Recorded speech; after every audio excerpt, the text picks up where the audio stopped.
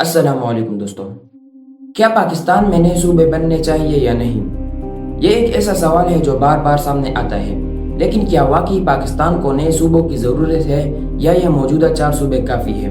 دوستو، دنیا کے اکثر ممالک اپنے حکومتی نظام کو بہتر بنانے کے لیے ملک کو چھوٹے صوبوں یا انتظامی اکائیوں میں تقسیم کرتے ہیں تاکہ ملک کا نظام بہتر انداز میں چلایا جا سکے۔ اگر دنیا بھر میں دیکھا جائے تو ترکی جو رقبے اور آبادی دونوں لحاظ سے پاکستان سے چھوٹا ملک ہے، پر پھر بھی ترکی میں 81 صوبے ہیں اور پاکستان میں صرف 4۔ اسی طرح اگر پاکستان کے پڑوسی ممالک پر نظر ڈالی جائے تو انڈیا 28 اسٹیٹس پر مشتمل ملک ہے، چین اور افغانستان میں 34 صوبے ہیں، ایران میں 31 اور شری لنکا جیسے بہت ہی چھوٹے ملک میں بھی 9 صوبے ہیں۔ پاکستان میں نئے صوبے بننا کیوں ضروری ہے؟ اگر پاکستان کے موجودہ صوبوں کا جائزہ لیا جائے تو پنجاب پاکستان کا سب سے زیادہ آبادی والا صوبہ ہے۔ اس کی آبادی 11 کروڑ سے زیادہ ہے اور اس کا رقبہ تقریباً 2 لاکھ مربع کلومیٹر ہے۔ دوسری طرف بلوچستان جو رقبے کے لحاظ سے پاکستان کا سب سے بڑا صوبہ ہے، تقریباً 3,47,000 مربع کلومیٹر کے رقبے کے ساتھ بلوچستان دنیا کے کئی ممالک سے بھی بڑا ہے۔ پاکستان میں زیادہ صوبوں کی نہ ہونے کی وجہ سے وسائل کی منصفانہ تقسیم پر سوالات اٹھتے رہتے ہیں، جیسے بلوچستان، ساؤتھ پنجاب اور سینٹرل سندھ ڈیولپمنٹ میں پیچھے رہ گئے ہیں اور انہیں روزگار، تعلیم، انفراسٹرکچر اور صحت کے شعبوں میں اب ناجائز حصہ نہیں مل رہا۔ دوستو، اب ہم یہ جانتے ہیں کہ پاکستان میں نئے صوبے بنانے کے کیا فوائد ہیں۔ Number 1، balancing federation. نئے صوبوں کا قیام فیڈرل سسٹم میں بیلنس پیدا کرنے میں مدد دے گا۔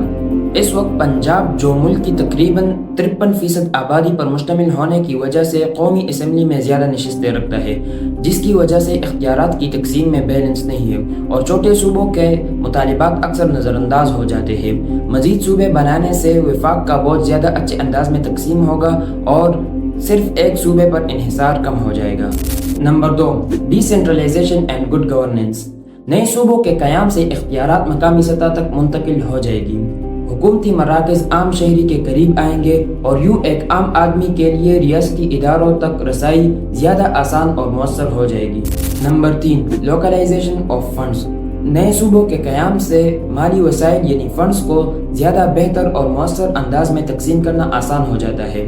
جب نئے صوبے بنائے جاتے ہیں تو فنڈز کا اختیار مرکزی سطح سے ہٹ کر مقامی سطح پر آ جاتا ہے، جس سے ہر علاقے کے ضروریات کے مطابق فنڈز خرچ کیے جاتے ہیں۔ اس کے نتیجے میں ترقیاتی کاموں میں رکاوٹیں ختم ہوتی ہے اور ترقیاتی کام زیادہ ہموار، تیز اور منظم ہو جاتا ہے۔ Number 4، more capital centres. شہر اور انتظامی ڈویژنز کسی بھی ملک کی معاشی ترقی میں بہت اہم کردار ادا کرتی ہے۔ مثال کے طور پر جاپان میں ٹوکیو اکیلا ملک کی معیشت میں بہت بڑا حصہ ڈالتا ہے۔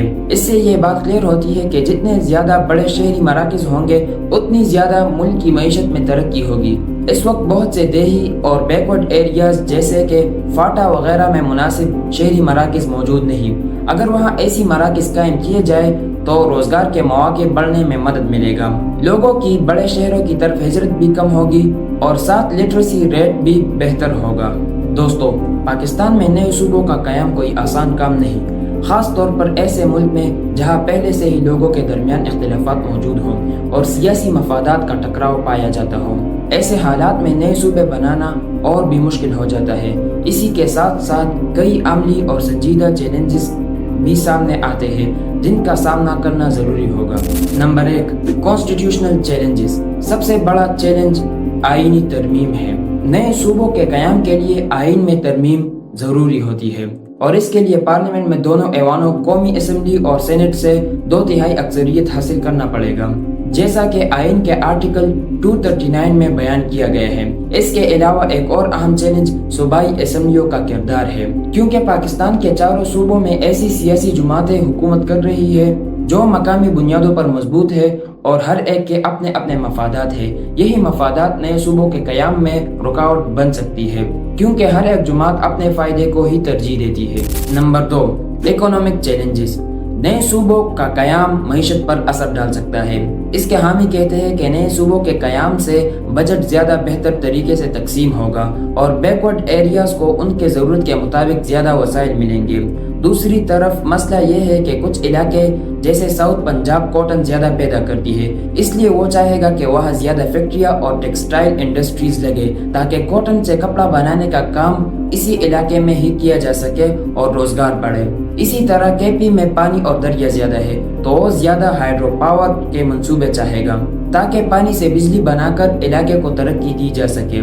इससे हर सूबा अपने फायदे के मुताबिक वसाइल लेने की कोशिश करेगा, जिससे टैक्स का बोझ बढ़ सकता है और अखराजात भी ज्यादा हो सकते हैं। इसलिए हुकूमत के लिए जरूरी है कि नए सूबे बनाने से पहले एक मजबूत और मौसर मंसूबा बनाए ताकि इन मसाइल को काबू में रखा जा सके। Number 3, distribution of resources. वसाइल की मुनसिफाना तकसीम एक और बड़ा मसला है।